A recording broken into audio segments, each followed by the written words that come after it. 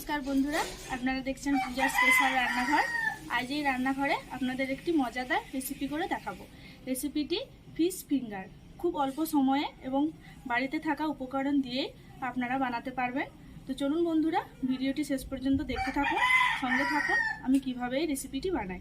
তো বন্ধুরা fish finger বানাতে কি কি উপকরণ লাগবে সেগুলো একবার দেখে নিন।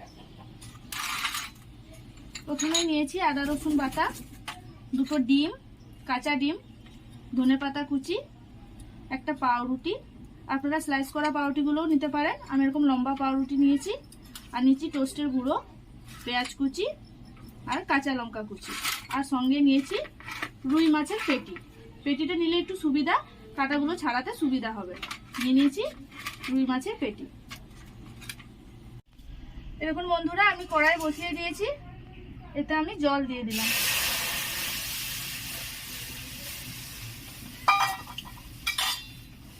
জলটা হালকা গরম হয়ে গেলে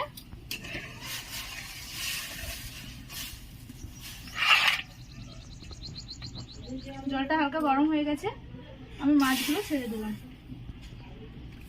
মাছগুলো ভালো করে সিদ্ধ করে নিতে হবে।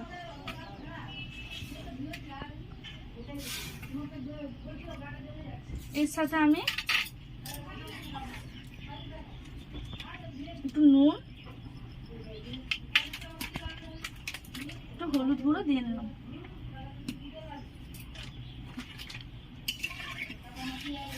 এটা মাছটিকে ভালো করে সিদ্ধ করে নিতে হবে। এইভাবে মাছগুলোকে দিয়ে আমি ঢাকা দিয়ে দেবো। 5 থেকে 7 মিনিট লাগবে এটা সিদ্ধ হতে। হয়ে গেছে, মাছগুলি আমি একটি পাত্রে তুলে নেব। এই দেখুন বন্ধুরা মাছগুলো সিদ্ধ হয়ে গেছে। এইভাবে মাছগুলোকে ভালো করে সিদ্ধ করে ঠান্ডা করে নেবেন। বন্ধুরা কড়াইটা গরম হয়ে গেছে, এতে আমি একটু সর্ষের তেল দিয়ে নেব। এতে তেলটা গরম হলে এতে আমি পেঁয়াজটা ভেজে নেব। তেলটা গরম হয়ে গেছে, এতে আমি কুচানো পেঁয়াজগুলো দিয়ে দিলাম। পেঁয়াজটাকে লাল করে ভালো করে ভেজে নিতে হবে। এই পেঁয়াজটার সাথেই আমি কাঁচা লঙ্কা কুচি দিয়ে দিলাম। 2টো কাঁচা লঙ্কা কুচি দিয়েছি। লঙ্কাটা আপনারা আপনাদের পরিমাণ মতন দেবেন। এটা লাল করে ভেজে নিতে হবে। এরকম বন্ধুরা পেঁয়াজগুলো বেশ লাল লাল করে ভাজা হয়ে গেছে, এতে আমি আদা রসুন বাটাটা দিয়ে দিলাম। এটা ভালো করে কষিয়ে নিতে হবে যাতে আদা রসুনের গন্ধটা না থাকে। এটা হালকা করে ভেজে নিতে হবে, তাহলে আদা রসুনের গন্ধটা থাকবে না।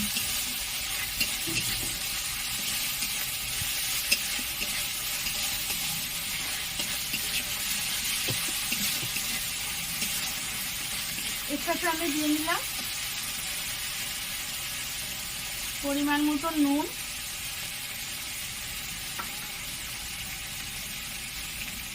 জিরা গুঁড়ো,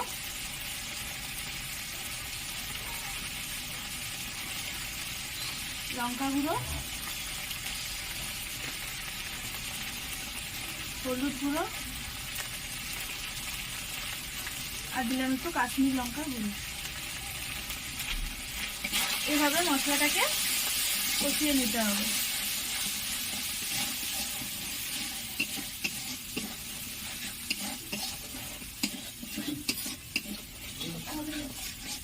মশলাটা থেকে গন্ধটা না বেরোয় তার জন্য একটু সামান্য জল দিয়ে দেব।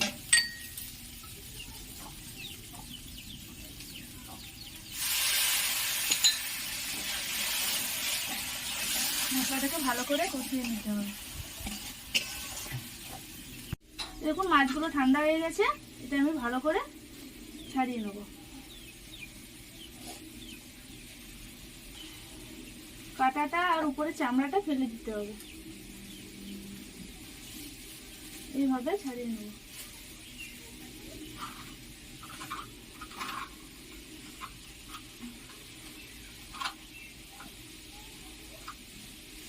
এইভাবে ছাড়িয়ে নেব। এইভাবে মাছগুলি আমি সব ছাড়িয়ে নিলাম। কাঁটাটা আর উপরে ছালটা ফেলে দিতে হবে।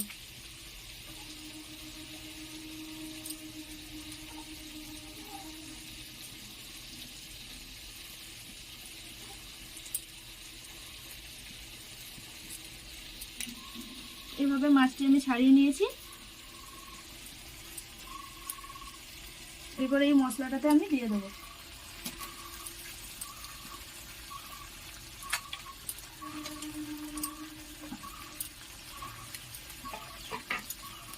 এবার এটি ভালো করে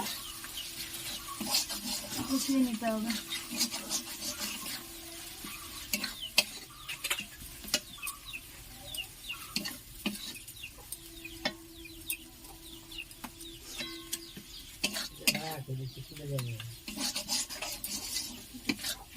এভাবে এটি কষিয়ে নেব। এর সাথে আমি ধনেপাতা কুচি দিয়ে দিলাম। একদম শুকনো ঝরঝরে হবে।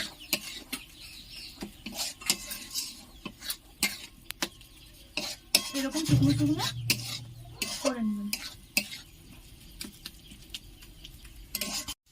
এরকম বন্ধুরা এটা আমার হয়ে গেছে। এটা আমি একটি পাত্রে তুলে নেব। এরকম শুকনো ঝরঝরে হবে।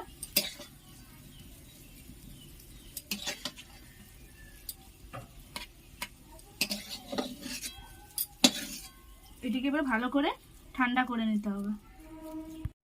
এরকম বন্ধুরা এটা ঠান্ডা হয়ে গেছে। এরপর এর সাথে আমি এই পাউরুটিটার এই অংশটা ফেলে দেবো আর অল্প একটু পাউরুটি আমি এর সঙ্গে গুঁড়ো করে দিয়ে দেবো। তাহলে এই ফিশ ফিঙ্গারটা একটু সফট থাকবে। এইভাবে গুঁড়ো করে দিয়ে দিতে হবে।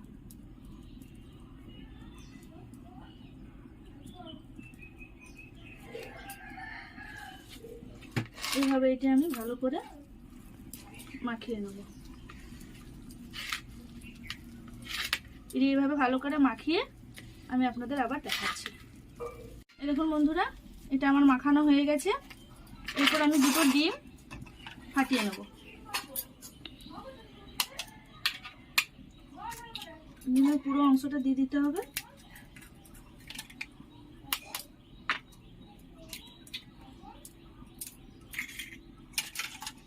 এর সাথে আমি দিয়ে নেব সামান্য একটু নুন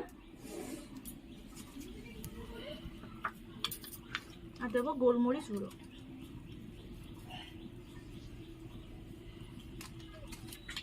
এবারে এটাকে ভালো করে মাখিয়ে নেব।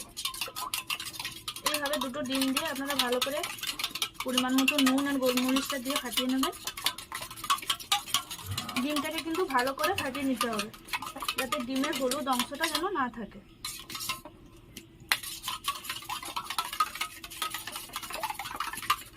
এইভাবে ফাটিয়ে নিতে হবে। এরপর এই টোস্টের গুঁড়োর সাথে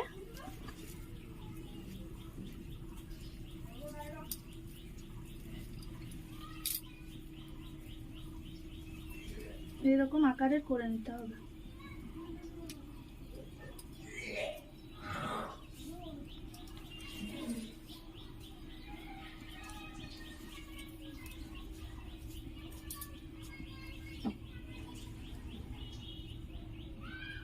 ডিমের অংশটাতে ডুবিয়ে তারপর বিস্কুট গুঁড়োটার সাথে ডুবিয়ে নিতে হবে। এটা আপনারা একবারও করতে পারেন। দুবার করলে কি হবে জিনিসটা একটু মুচমুচে থাকবে।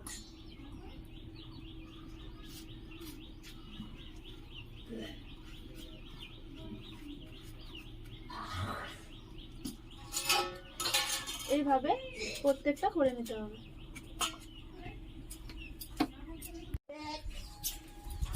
এইভাবে আমি এগুলো পাকিয়ে নিয়েছি।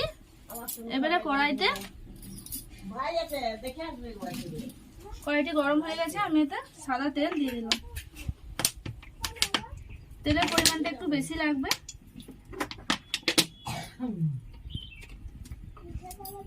আমি ফিঙ্গারগুলো সবটা যেন ডুবে যায়, নাহলে ভাজাটা ভালো হবে। তেলটা ভালো করে গরম করে নেব। এরকম বন্ধুরা তেলটা গরম হয়ে গেছে।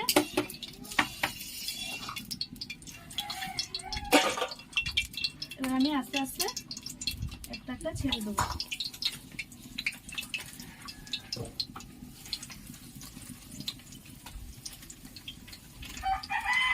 আস্তে আস্তে ছাড়বেন যাতে ভেঙে না যায়। এভাবে লাল লাল করে ভেজে নিতে হবে। এরকম বন্ধুরা এরকম লাল লাল করে ভেজে নিতে হবে। আস্তে আস্তে উল্টাবেন যাতে ভেঙে না যায়। এরকম লাল লাল করে ভেজে নেবেন। আমার এক পিঠ হয়ে গেছে, আমি এক পিঠ উল্টে দিয়েছি। এইভাবে লাল লাল করে ভেজে নিতে হবে। এটা আমার লাল লাল করে ভাজা হয়ে গেছে। এবার এটা আমি তুলে নিলাম।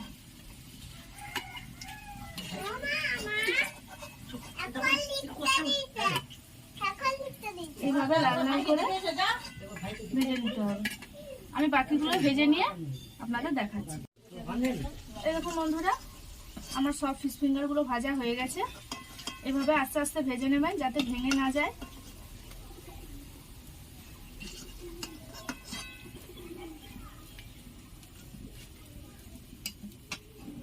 এই দেখুন বন্ধুরা আমার ফিশ ফিঙ্গার রেডি। এভাবে আপনারা বাড়িতে বানাবেন, খুব অল্প সময়ের মধ্যেই বানাতে পারবেন। বাড়িতে থাকা উপকরণ দিয়েই বানাতে পারবেন। আমরা এই ফিশ ফিঙ্গার অনেকেই রেস্টুরেন্টে খেয়ে থাকি। আপনারা বাড়িতে বানিয়ে খাবেন, দেখবেন খুব সুন্দর টেস্ট হবে। তো বন্ধুরা ভিডিওটি যদি ভালো লেগে থাকে অতি অবশ্যই সাবস্ক্রাইব করবেন, কমেন্ট করে জানাবেন, শেয়ার করবেন এবং ভালো থাকবেন, সুস্থ থাকবেন। দেখা হচ্ছে আবার নেক্সট ভিডিওতে।